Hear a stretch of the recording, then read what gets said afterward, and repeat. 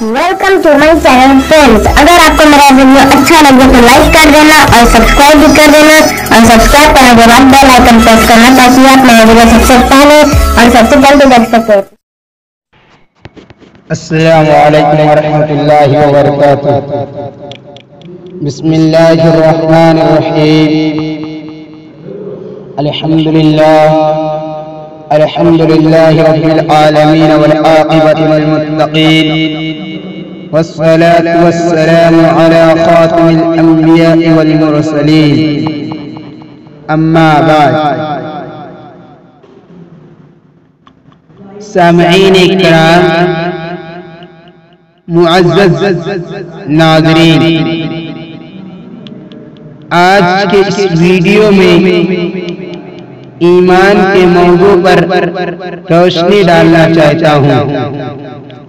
چنانچہ آقائے رحمت, شفیع محشر, ساقی کوثر, سرکار دو عالم, تاجدار کونین, احمد مجتبی محمد مصطفیٰ صلی اللہ علیہ وسلم کی بعثت مبارکہ سارے مخلوقات کے لیے عام تھے.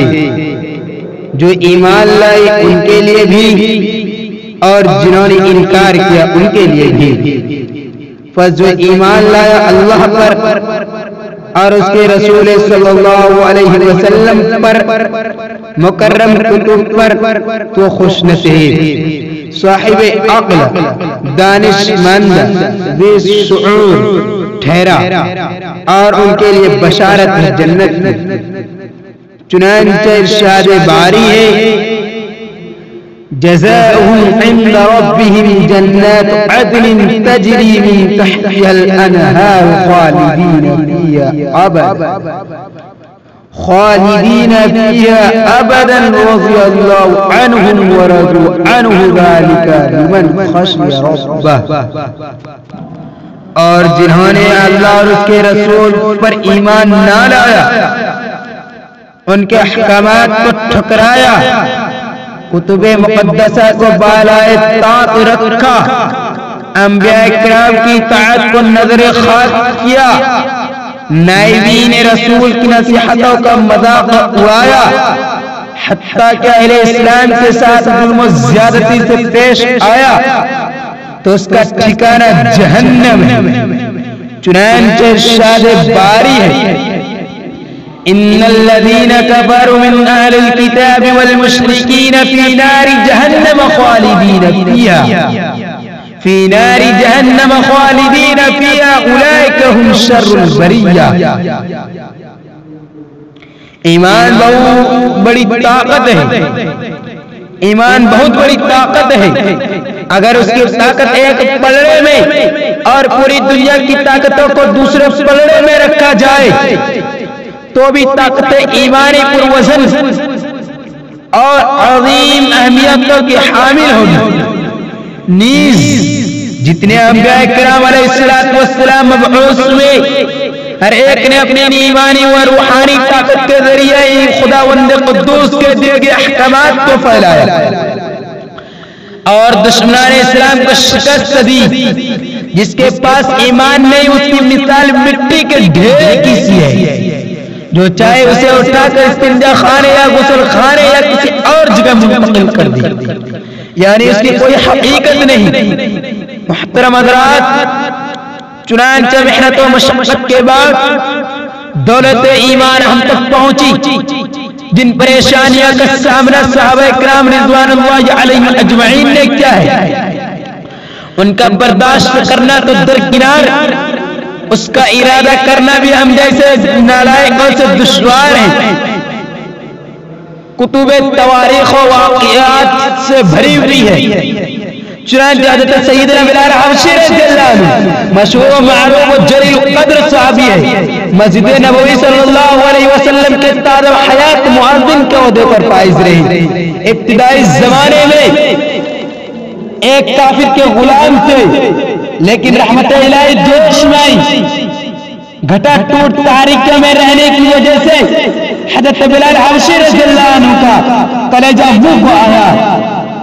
عشق رسول صلی اللہ علیہ وسلم کی بنیاد پر ایمان سے مالا مال ہو گئی، جس کی وجہ سے اس ملعون کافر پھر آنے وقت دجال زمانہ نے آپ رضی اللہ تعالیٰ عنہ کو گرم تپتی ہوئی زمین پر لٹا دیا، کوڑوں سے آگ کے جسم وار کو زخمی کر دیا، جسم سے خون کی نالیاں بہا دی، دوپہر کے وقت آگ کو دھوپ میں لٹا دیا، بے انتہا برچھا لگایا گیا، چولی کی دھمکی دی گئی، بچوں کے ذریعے مذاق اڑایا گیا، آپ رضی اللہ تعالیٰ عنہ پر تالیاں بجائی گئی، سیٹیاں دی گئی، مگر ان تمام پر مشقت و تکلیف و اذیت کی گھنی تاریکیوں میں بھی اللہ کے محبوب رسول اکرم صلی اللہ علیہ وسلم کے رفیق اسلام کے جانثار واقف اسرار مؤذن وقت سیدنا حضرت بلال حبشی رضی اللہ تعالیٰ عنہ زبان پر احد کی تصویر جاری تھی۔ اس شاعر نے حضرت بلال حبشی رضی اللہ تعالیٰ عنہ کی باتوں کی ترجمانی کرتے ہوئے یوں کہا ہے،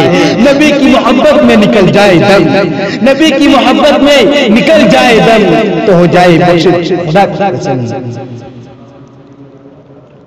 رات کو زنجیروں میں باندھ کر کوڑے لگائے جاتے اور اگلے دن ان زخموں کو گرم زمین پر لٹا کر ڈال کر ان زخموں کو گرم زمین پر ڈال کر اور زیادہ زخمی کیا جاتا تاکہ بے قرار ہو کر دولت ایمان سے اٹھ جائیں یا تڑپ تڑپ کر جا بحق ہو جائیں۔ عذاب دینے والے اٹھا جاتے، کبھی ملعون ابو جہل کا نمبر آتا، کبھی امیہ بن خلف آتا، کبھی اوروں کا، اور ہر شخص اس کی کوشش کرتا کہ تکلیف دینے میں اپنا پورا زور صرف کر دے، لیکن بلال حبشی رضی اللہ تعالیٰ عنہ کی زبان سے بلا اختیار زور زور سے ایمان کی بنیاد پر یہ آواز نکلی کہ خدا کے حضور گردنیں جھک گئی تو بلال حبشی کی جنت، زندہ رہا تو حق کا بول بالا، شہید ہوا تو حق کا بول بالا، ایمان کا خاتمہ ہوا تو بلال حبشی کی فتح، ایمان کا علاوت منظور ہے، ایمان کی چاشنی منظور ہے، ایمان کی خاطر سر کٹانا مجھے منظور ہے، ایمان کی خاطر دنیا کی تمام پریشانیاں مجھے منظور ہے،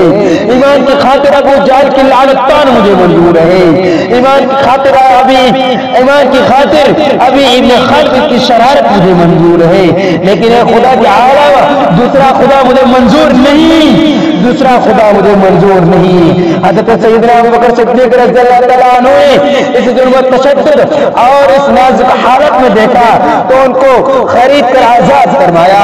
بہرحال حضرت بلال حبشی رضی اللہ تعالیٰ عنہ کی زبان پر فقط احد کا ورد تھا۔ یہ تعلق اور عشق کی بات ہے، ہم چھوٹی محبتوں میں دیکھتے ہیں کہ جس سے محبت ہو جاتی ہے اس کا نام لینے میں لطف آتا ہے، بے فائدہ اس کو رٹا جاتا ہے، تو اللہ کی محبت کا کیا کہنا جو دین اور دنیا دونوں جگہ کام آنے والی ہے۔ اسی طرح دولت ایمان کے حفاظت میں حضرت سیدنا خباب بن عرب رضی اللہ عنہ نے سخت سے سخت تکالیف و عزیمت سے برداشت کی۔ شروع ہی میں 5-6 آدمیوں کے بعد دولت ایمان سے مالا مال ہو گئے تھے، اس لیے بہت زمانہ تک تکلیفیں اٹھائے، کی زرہ پہنا کر ان کو دھوپ میں ڈال دیا جاتا، جس سے گرمی اور تپش کی وجہ سے پسینے پر پسینے بہتے رہتے تھے، پھر بھی زبان پر آمنت باللہ و ملائکتہ و کتبہ و رسلہ کا نعرہ بلند تھا، اور کفار مشرکین